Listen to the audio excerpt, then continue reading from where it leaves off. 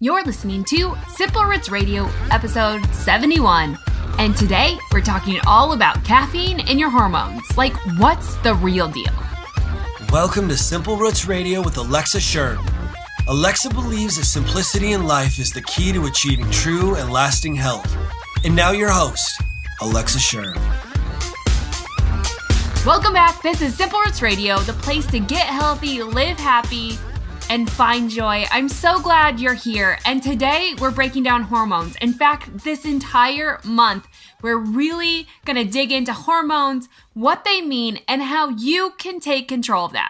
Because at the end of the day, our world has created hormones to be this massive villain in our story of health, but it can actually be the hero. But here's the deal. We have to learn to work with them instead of against them. And today we're going to start breaking that all down. I'm also giving you daily tips, tricks, and hacks over on Instagram at Alexa Sherm and Facebook at Simple Roots Wellness to help you do this and incorporate this into your everyday life. But here's the thing that you must know about hormones. We're all different. We're all unique, and it's not one specific thing that's going to work for you is going to work for everyone else. We just have to know what works for us and do more of that. So today, when we get into this topic, I think that there's a lot of value and merit behind the research that shows that when we get into these big things or big substances, they can all affect us in a similar way. However, how much is going to vary individually. So try these things out, see what you think, and be your own judge. Do you see progress? Do you not? Just live and learn and work constantly on this journey. It's not a destination, but a journey. So just keep working and having fun with it. And that's really all that we can ask. So again, make sure if you want all of those hormone tips, there's going to be 35 of them coming your way. Head on over to Instagram and Facebook and also the show notes at simplerootswellness.com/071. And you can get them all via email if you sign up in those show notes. Okay. So today, like I said, we're digging right into the show. We're going to uncover the truth about caffeine and your hormones, how to do a caffeine detox and why you should, and some caffeine-free alternatives that I think are going to help you replace coffee if you're a coffee drinker. Now I know, right? I am going to get called out because I'm not a coffee drinker. Like I've never been one to say that I love coffee. It just never been a thing of mine. And so do I know what it's like to give up coffee? Unfortunately, I have to tell you I don't. But I do know what it's like to give up caffeine, and I used to be addicted to caffeine like so many people, and that's really where we're going. It's not about a coffee issue, it's a caffeine issue. Granted, we could get into coffee and other things, but really today we're going to dig into caffeine and its effects specifically on your hormones. So we're going to break it all down. But before we get started with the specifics on caffeine, I want to talk just briefly about our hormones because I think we have to have a little background, a little understanding of what our hormones actually are, what their purpose is, and then we can start to see this relationship between caffeine and how it's interfering with our hormonal flow. So hormones, what are they? Right? Hormones are your body's chemical messengers. Basically, they're like the little signals, the little messengers, the little newspapers, or whatever you want to call them that are running all over your body, giving signals. So it's how your body's working together in unison. All of these specific systems come together in unison via these chemical messengers, and they travel in your bloodstream to tissues and organs. Most of your hormones are going to be made in your endocrine glands, such as your pituitary, pineal, thymus, thyroid, adrenal, pancreas, and of course your sex glands like your testes in men and ovaries in women. Now, hormones are produced in a very complex process, and here's one key that you need to know about your hormones. They are dependent upon beneficial fats and cholesterol. In fact, cholesterol is the starting point of all hormones. Like that is the foundational aspect of how a hormone is created, is based off cholesterol. So cholesterol's claim to fame is that it's been very bad for our body, right? Everyone wants to lower their cholesterol. However, if we really dig into cholesterol and its benefits and why the FDA came back and said, there's no more regulations on eggs. Eggs are actually good for us, and that cholesterol is actually really beneficial is because we cannot produce adequate amounts of hormones without proper cholesterol. In fact, cholesterol is so important to your body that every single cell in your body has a means to make cholesterol if your liver and if you're not consuming enough in general. So cholesterol is really, really important, and that boils down to having enough healthy fats in your diet because that is going to be critical in the development of hormones. So bottom line on that, you have to consume enough healthy fats in order to produce the right amount of hormones.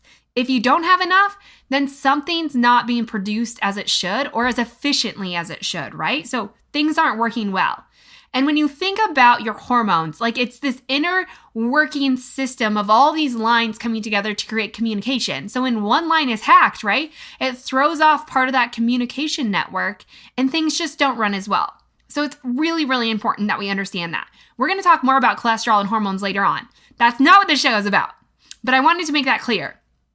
Also, when we talk about hormones, there's a lot of talk about our thyroid, right? Because people think they have hypothyroid or hyperthyroid. And we're going to have experts on that are going to break all of this down. But just to briefly clarify, your thyroid's true function and purpose is a data center. Think of it as like your second brain. Basically, it's working to maintain homeostasis, so balance for you individually, whatever that looks like for you. So it basically takes messages from every organ and gland that gets delivered to your thyroid, and that takes in what's working well, what isn't working well, where are the toxins, what's in need of some energy, what needs help. Like it takes in all of this information related to the homeostasis or your balance in your body, and then it creates signals to send out when an organ's tired to help give it energy and provide for whatever it needs to compensate for its needs, essentially. So thyroid is a little bit different than what we think. And most of the time we just strictly relate that to our metabolism and other things, which it does have an effect on that, but we just need to look at it as an overall homeostasis mechanism. Again, we're going to talk more about thyroid and have thyroid experts on later, but I thought we needed to just like clear the air there and to understand that the bottom line in any given day or month, we have so many fluctuations in our hormones like estrogen and progesterone and cholesterol, luteinizing hormone, prolactin, oxytocin, leptin, ghrelin, thyroid hormones, melatonin, serotonin, and others. The question becomes, how do we balance them all? And here's what we need to know. We have to start working with our hormones instead of against them. And what I mean by working with them is understanding that they are not the villain of the story. They are not against us. And in fact, they are so for us that when we start messing and tinkering with things, right, in the diet and the exercise and lifestyle world, we start threatening those hormones, which pushes them into this survival mechanism. And the reality is, survival mode, the fattest live the longest. And so if you're trying to lose weight, we don't want to be tinkering with that and pushing our body into a state of fear and pushing our body into that survival mode. We want to not survive. We want to thrive. And we want to get our hormones able to trust us that we are working with them to not just survive, but to thrive. And today we're going to talk, how do we start doing that? Now, here's the thing. I know no one wants to talk about caffeine and coffee and the C words that so many people love. I get it. Well, I kind of get it. I like I said, I'll just be honest. I've never been a coffee lover, so maybe I don't get it to that degree, but I'm going to empathize with you today because I know this is really, really difficult and it's something that so many people rely on. But I think this topic needs to be known. And so I thought, why not just take the blow, right? Take the hard blow right at the beginning, get it over with, and start working from there. And again, this tends to be one of those topics that we kind of skirt around, right? Like when it comes to, I'm going to help my hormones and I'm trying to fix my hormones. And so many people are doing so many things, but they're not really willing to give up that caffeine or their coffee. And I think it just boils down to because we don't really understand how big of an impact it's actually having on our body.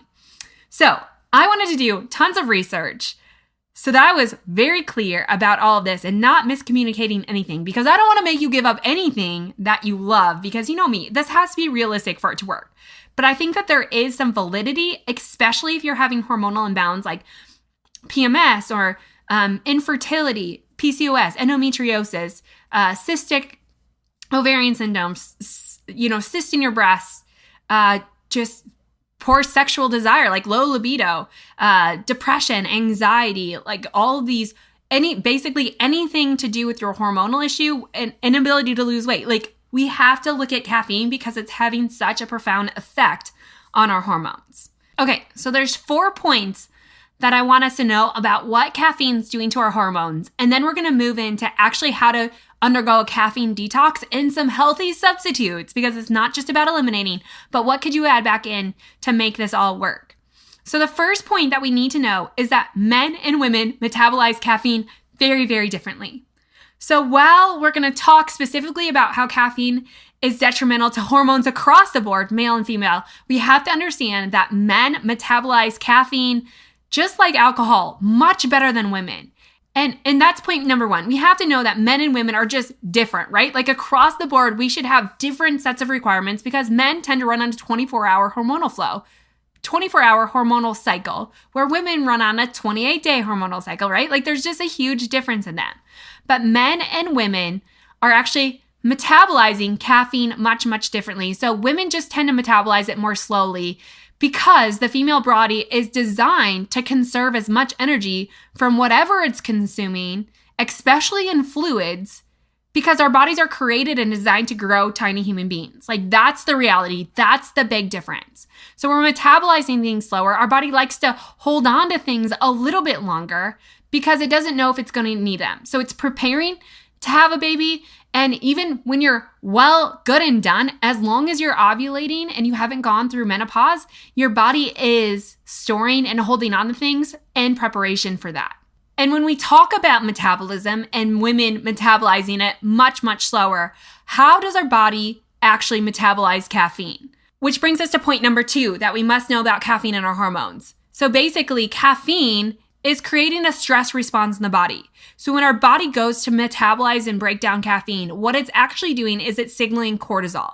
And this is where adrenals come in and why some people express the need, and why some people believe that adrenal fatigue can be worsened with coffee or high amounts of coffee, and why if you have adrenal fatigue, you should probably really consider this caffeine detox that we're going to do. But caffeine causes your body to produce extra cortisol, which in time stresses the adrenal glands because that's where cortisol is released. And this boost of cortisol is actually what's giving us that temporary boost of energy.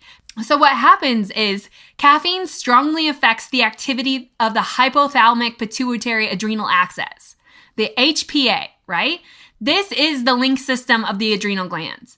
And basically, it messes with our body's ability to manage and deal with stress, both at rest and during activity. So caffeine stimulates a release or an excess release of cortisol. And this is where the adrenal glands are linked. The HPA axis influences the body's ability to manage and deal with stress, both at rest and during activity. So basically, it's having this profound impact on the adrenal glands that secrete 2 key hormones in response to the consumption of caffeine. One of those hormones is epinephrine or adrenaline, which increases respiration rate, heart rate, and blood pressure. Essentially, this is the aspect of where you get that get up and go, that extra boost of energy. However, in hindsight, the other key hormone that it releases is cortisol. And cortisol's job is essentially to free up stored glucose or stored energy, which we need in greater amounts during times of perceived stress. So basically what's happening is when you consume caffeine, your body thinks it's undergoing a stressful situation, such as being chased by a bear, which is not happening, right? Or starvation, basically survival. However, what our body doesn't know is that these modern lifestyle choices are just creating chronic stress in our body, releasing excess glucose when we really don't need energy at all. So while you might get that get up and go because of the adrenaline, what we fail to forget is that we're also releasing cortisol, which is responding to free up the stored glucose, essentially increasing your blood sugar level values in your bloodstream. And we know that if you raise those blood sugar values too long in chronic stress, right? What happens? We get insulin resistance, we get excess fat storage. Like all of these things relate to more hormonal problems down the road and to things that you really don't want to happen. Not to mention, when we compound this problem, people tend to consume more caffeine during stressful periods of time anyways, right? So why do people consume coffee and caffeine? Probably because they feel tired. They feel groggy. They need a pick-me-up, right? Sometimes it's just because you want the warm comfort of it. But in most cases, we are consuming caffeine in stressful situations, which only makes the problem worse. So if we look at some studies, right? Studies in humans have shown that caffeine increases cortisol and epinephrine at rest, and that cortisol after caffeine consumption are similar to those experienced during acute stress. In other words, it just recreates stress conditions in the body in chronic ways. So basically, if you consume caffeine often throughout the day, you're living in a constant state of stress. On top of that, rat studies have shown that caffeine consumption during chronic stress increases cortisol, blood pressure, and the negative hormonal events. In fact, the research continues and shows that chronically stressed rats who consumed caffeine ended up sicker and died sooner than rats experiencing chronic stress without caffeine consumption. So, to sum it up, right? Caffeine is just stimulating a chronic stress response, and we know that chronic stress is one of the most detrimental things to our hormonal flow. So we could say bottom line right here is that we probably can't fix our hormonal flow or regulate our hormones without eliminating the chronic stress in our body, especially from controllable substances like caffeine. Like, that's just the way it is. I know that there's a lot of stresses in our life and in our environment that are uncontrollable. And that is why it's so important to take into account the things that we can control. Now, I know that's really, really difficult. And I know that there's always the argument that caffeine consumption over time leads to a degree of physiological tolerance. Like, we can handle more the more that we consume. And this is true and proven that people who drink coffee regularly don't have the blood pressure, heart rate, epinephrine production, and even anxiety and stimulation may not be as strongly affected as someone who just occasionally drinks it. But across the board, we know that caffeine is having a hormonal impact because it's creating a stressful event, whether you've developed this degree of physiological tolerance or not. So tip number 1 was that women metabolize caffeine much more slowly than men. Number 2 is that caffeine creates a stressful response in the body. And tip number 3 is that caffeine disrupts your entire hormonal cascade for 24 hours. I think this one is so fascinating. So when I talked to the beginning that men run on a 24-hour cycle, while women do in some aspects and in some hormones, like all of us are resetting every 24 hours, basically in that deep sleep. Like, we have to reach that point of deep sleep in order for our body to really reset those hormones. However, women are really running off a 28-day cycle. So our hormonal flow is going to switch, about every week, 5 to 10 days, whatever that looks like, through the different phases of ovulation. But like I said, regardless, both male and female, we're resetting our hormones, our daily hormones, once we reach deep sleep. But here's the thing about caffeine, is it's disrupting our hormonal cascade for 24 hours. So not only is it setting our body into the stress load, the stress response in our body, which puts us on a sugar roller coaster, right? Because when we have high cortisol, then we release glucose in response to that, which creates high blood sugar. And then we just get on the sugar roller coaster of the highs and the lows. So we go high, we feel really good, but then we crash. And then we want more coffee or more energy to pick it back up, to go back up. Like, once we start that sugar roller coaster in a day, it's really difficult to end it until the following day, basically until we sleep it off. That's why if you've probably experienced this, like if you've been used to eating really great breakfast, you work out in the morning, you have a really great morning routine, you just kind of stay on this even flow where you have even energy, life is going good, you don't really have intense cravings. But if you start your morning off and you have something you normally don't eat, maybe it's something really sugary or a donut or something like that, and it just starts you on the sugar roller coaster, once you start that journey, it's really hard to get off that train. Like I said, it disrupts our hormonal cascade for 24 hours. And so not only is it putting you on the sugar roller coaster, but it's also preventing your body from reaching deep sleep. So caffeine has a really long half-life. Basically, it takes a long time for our body to actually metabolize it and get rid of it. Especially if we're slow metabolizers, this can take a full 24 hours for our body to process it and get rid of it. Now, interestingly, people are going to process and metabolize caffeine differently, even on different medications and different substances that you might be using. So smokers actually process caffeine much quicker than someone who's a non-smoker. And people who are on oral contraceptives process caffeine twice as slow. So the half-life is twice as long as someone who's not on oral contraceptives. So there's a lot of differences based on your lifestyle and how quickly you're going to process and get rid of caffeine in the body. But what we know is that it takes your body a full 24 hours to fully get rid of that and reset your hormones. So it's going to interrupt your sleep. Most people who consume caffeine at any point during the day are less likely to achieve the deep REM sleep that we're looking for to reset those hormones and to really feel good. So what happens the next day? You wake up groggy, right? Like you didn't reach the deep sleep. Even though you were sleeping, you didn't reach the deep sleep that your body needed. And so you just feel fatigued, which means that you probably want coffee. And that makes you want to crave all the things. And it just creates this vicious cycle that we get into where coffee actually creates more energy depletion, more fatigue, more cravings. And if people just eliminated coffee, like this is the perk. If you come off coffee, you'll actually realize how much energy you naturally have. And that energy is real energy, so it's lasting. It's not this pseudo energy that we're getting from a substance. So again, it disrupts the entire hormonal cascade for 24 hours. There's a rise in inflammation, a rise in cortisol, a rise in blood sugar, a rise in fat production, like all of these things. And all of that means that there's a lowering of your immune system and prevention of getting a good night's sleep. I mean, you can just see stress after stress after stress coming out in this.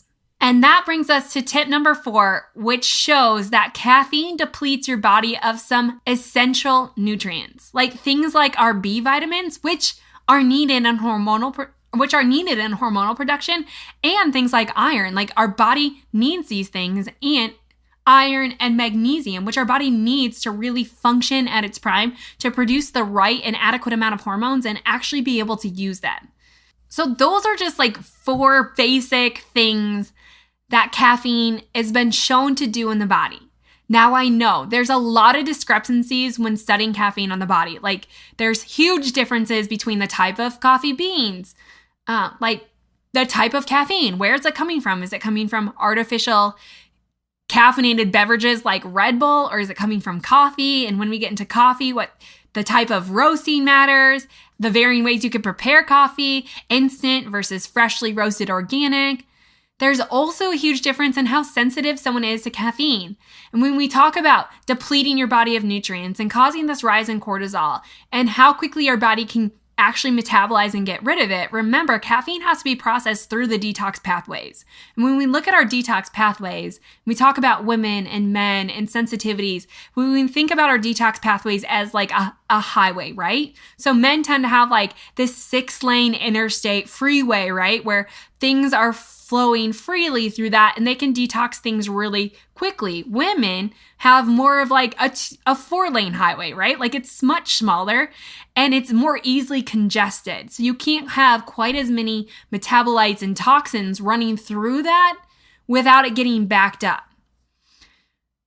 So the idea with caffeine is that it has to sit on that pathway through that interstate or that freeway in order to get metabolized, broken down, detoxified, and eliminated from the body, just like everything else. And the more and more toxins that we have congesting this area, the slower that caffeine is going to get metabolized and the more of an impact that it's going to have in your hormones. And so we really want to be careful about how much we pack in to our body needing to metabolize and detoxify, because the more we have congested in there, the greater the impact, the negative impact that it's having on your body. So we want to kind of free that up. So again, there's a lot of discrepancies. If you know you're someone who has a harder time detoxifying, if you are just more sensitive to things in general, you have a harder time losing weight, like you have a harder time, your body is just slower to respond to most things, and yet you're highly sensitive to medications and other things, caffeine is going to be even more detrimental to you. Like I am a really sensitive person and caffeine can make me jittery. It makes me not sleep very well. Like I can get on that high and the low and I can feel that. And so I know that caffeine is having a much stronger impact in my body than other people who can handle it without really having an effect. Now remember, if you've been a coffee drinker or a caffeine drinker for much of your life, you've developed some kind of temporal immunity to caffeine, but it's still having a stress impact on your body. So whether you can feel it or not anymore, it's still having the same stress response inside your body. And it's something that if you are having these hormonal issues, you should take into account. So why do a caffeine detox? Well, like I said, I think it's important if we want health in general and if we want our hormones to be reset and to really feel our best, is to experience what our body does and what it feels like without the need for caffeine or artificial energy, right? Because our body should be capable of producing enough energy without the need for it in our body to really sustain itself well. So I think everyone should experience a caffeine detox for 1 to 2 weeks, maybe even a month of time, and then add it back in. Because if you've developed some kind of tolerance to it, you will surely know that after a month, when your body's fully eliminated all those toxins from that, you will know whether your body can handle it or not. So I'm going to give you some ways that if you have no desire to cut out coffee or caffeine from your diet, I'm going to show you some ways in which it can help, like some ways that you can consume it that are going to help your body not create such a stress response. And then I'm going to give you some ways to just do the full-on detox, as well as some healthy alternatives to things like coffee and caffeine that you might need.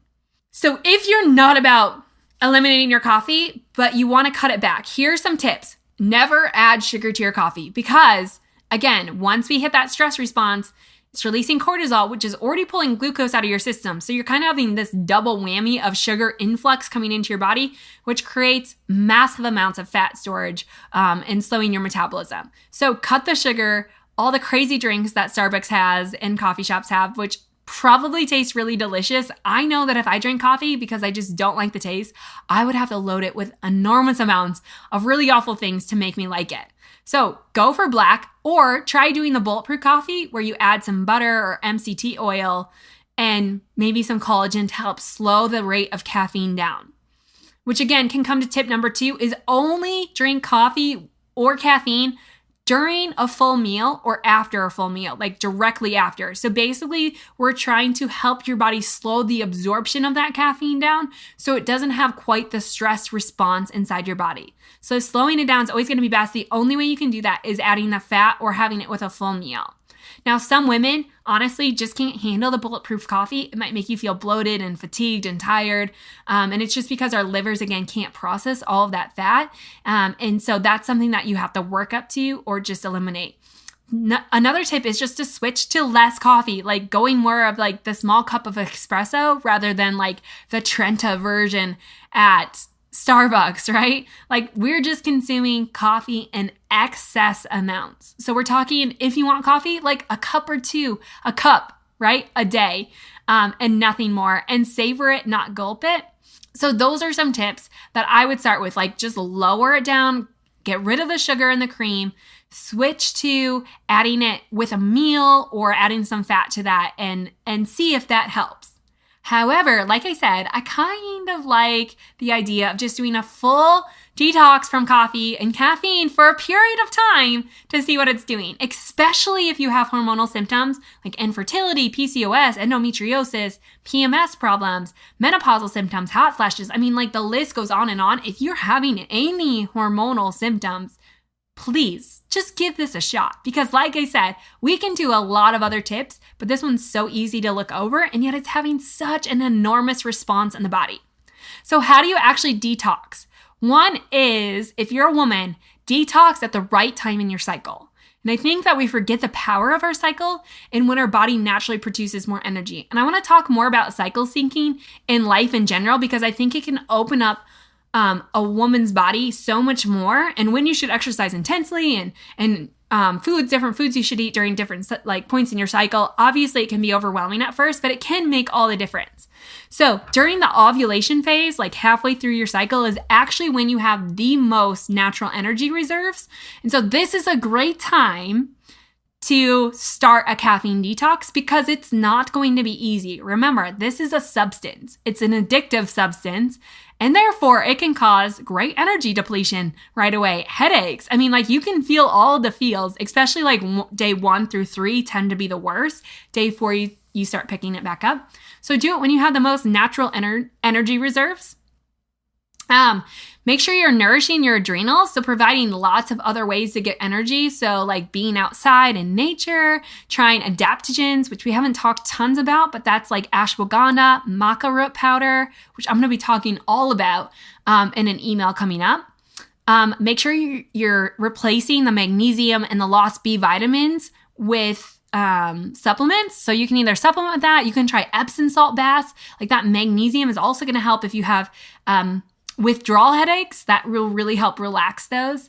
Make sure you're adding a B complex to your diet because, again, caffeine greatly depletes that. And B complex is really a huge energizer in our body and a baseline nutrient for hormonal production. Stay hydrated, right? Like so many people to drink the majority of their hydration intake via caffeine. And sometimes we're just craving caffeine and energy because our body's just simply thirsty. So hydrate well. Not just straight water, but add some lemon to it, a little bit of sea salt, like these water tonics that really are hydrating to the body. Do only gentle exercises. Again, if you feel like you're depleted, then you're going to want caffeine. And depleting your energy via hard, intense workouts, probably during a caffeine detox, especially if you've been on caffeine for a long time, is not going to do you any favors. So gentle exercises. And the last tip I can give you is eat a really big breakfast. So if you're used to coffee, which most people are, first thing in the morning, or caffeine first thing in the morning, try eating a really big breakfast. Provide that natural energy so your body is not as hungry and not as fatigued, which will prevent that urge to just reach for that. So those are some tips. I'm going to have a whole handout, free download over on the blog in the show notes at simplerootswellness.com/071 to help you do this caffeine detox. And over there, you can find all the alternatives. I'm just going to list them here quick, but all the alternatives, especially if you're just craving something warm, because I think that's what the habit is it's not necessarily the drive that you have to have coffee or your caffeine. It's just that you like the flavor of it and you like the warmth of it and you just like the idea of it. So can we replace that with something else of equal deliciousness that you like? So some ideas are things like twig tea, maca root powder, herbal teas with dandelion root, chaga latte, a dandelion root latte, hot water and lemon. There's something called a nut butter latte, turmeric latte. I do golden milk lattes, green juice, and other herbal tea blends. Again, I'll link all these up, recipes that you can find. I'm going to be showing you how to do this over in the Hormonal Reset on Instagram and Facebook. Like there are a lot of great alternatives that you can do. Now I'm going to get the question because I promote matcha and I like my morning matcha. Matcha does have a great amount of caffeine in it. Now, just quickly and in Q&A, I'm going to do this later. There's two questions I want to answer. What do I think about matcha? And what about decaf coffee and tea? Matcha is a different caffeine compound than you see in coffee and teas and most herbal or in black tea. However, it's still caffeine, and caffeine across the board is having a stress load on the body. Now, I think that you can work to desensitize your body to caffeine, but it takes going through a detox and really eliminating the high artificial sources of caffeine. Not to mention matcha is like one of the most powerful antioxidants in the body. So when we look at the pros and the cons of it, are the pros of the matcha and the massive amount of antioxidants and remedies that matcha could fix and help with in the body and the massive amount of nutrients in it, is that outweighing the stress response on caffeine. Like, I don't think that there's enough studies to say, like, absolutely yes, the caffeine in matcha is much, much differently and actually healthy for our body. Like, I wouldn't go that far to say that. And I would say that if you're doing a caffeine detox, you also need to include eliminating matcha for that period of time. But I feel like if you're going to add caffeine back in, once in a while, I would always suggest like a matcha route over a coffee route, because matcha in general is just a much, much, much healthier alternative to coffee. However, if you want to add coffee back in, coffee is one of the highest moldy foods that we consume in our diet. So when you're looking for coffee, make sure you buy a really, really high quality, clean, organic, fair trade coffee, because it's going to make a huge difference in your body. So maybe it's not even the caffeine that's having the impact. Maybe it's the mold if you're drinking coffee. Like there's a lot going on with coffee. Good things too, which we didn't talk about. But just know it has to come from a really good source. Now, decaf. When they decaffeinate coffee and tea, they're doing that via chemical treatments, essentially, to remove that. The chemicals are just as bad for your hormones as the caffeine is. So if you're going to drink it, you might as well just drink the caffeine version of it, because I would say the chemicals are maybe even more harmful to our body than the caffeine itself. So decaf coffee and tea don't count, and I wouldn't recommend those. So that's the goal. Can you do a 2-week caffeine detox? We've started it. We're testing the waters. Will you join us? That is the question. Make sure you head on over to the show notes at simplerootswellness.com/071 to get all these alternatives, recipes to the alternatives. I'm trying to make this as doable and realistic as possible, because at the end of the day, I think what you'll find is that you're going to sleep better. Your hormones are going to regulate. Like you're going to have decreased anxiety, lower blood pressure, healthier teeth, lower cortisol levels, which helps everything in your body. You'll be more in touch with your natural rhythms and your energy levels. You'll have a better libido. Like you'll just feel better in general. Like there are so many things that could come with this. So the question becomes, are you in? Are you in? Are you willing to try this? Again, make sure you head on over to the show notes at simplerootswellness.com/071 to get all the information and the free download on conducting your own caffeine detox. And make sure you follow along on Instagram at Alexa Sherm and Facebook at Simple Roots Wellness, where I'm going to share more about this and encourage you to try this out. Again, this tends to be one of the most overlooked and yet beneficial things we could do for our hormones.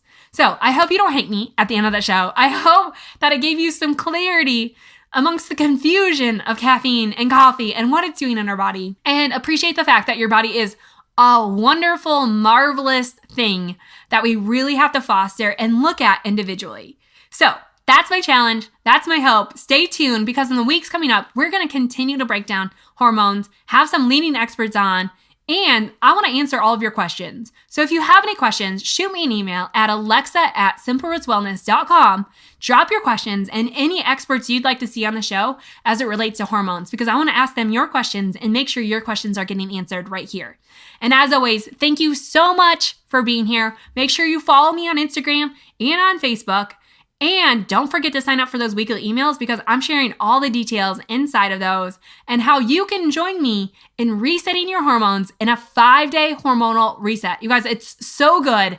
And people have seen so many changes, and I want you to be involved. Again, head over to the show notes to learn more all about that hormonal reset, and join me in the upcoming weeks as we go through it together.